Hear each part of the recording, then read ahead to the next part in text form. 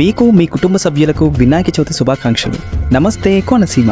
రేపు వినాయక చవితి కాబట్టి ఒకసారి బజార్కి వెళ్ళి చూద్దామని అలా బయటకు వచ్చాము. అందరూ కూడా వినాయక చవితి సామాగ్రి కొనడంలో బిజీగా ఉన్నారు. మన అమలాపురం నిత్యం రద్దీగానే ఉంటుంది. అదే వినాయక చవితికి ముందు రోజు సాయంత్రం అంటే మామూలుగా ఉండదు. జనంతో కిటకిటలాడిపోతుంది. అలా కలస నుండి స్టార్ట్ అయ్యి టాక్సీ స్టాండ్ మీదుగా ఇలా గడియార స్తంభం దగ్గరికి వచ్చాం. అమలాపురం మెయిన్ సెంటర్ కనుక ఎలా ఉందో చూద్దామని వచ్చాం. దీని తర్వాత ముమ్మడివరం గేట్ దగ్గర లైటింగ్ చూద్దామని వచ్చాం. లాస్ట్ ఇయర్ అయితే వీళ్ళ లైటింగ్ అదిరిపోయింది. అప్పుడు ఈ పందిరి వీడియోస్ చాలా వైరల్ అయ్యాయి. వినాయక చవితికి ముందు రోజు ఖచ్చితంగా వర్షం పడడం ఆనవాయితీ, లేదా చినుకులైనా పడతాయి. అలానే మాకు ఇందాక కూడా చినుకులు పడ్డాయి. మీ ఊర్లో వర్షం పడిందా?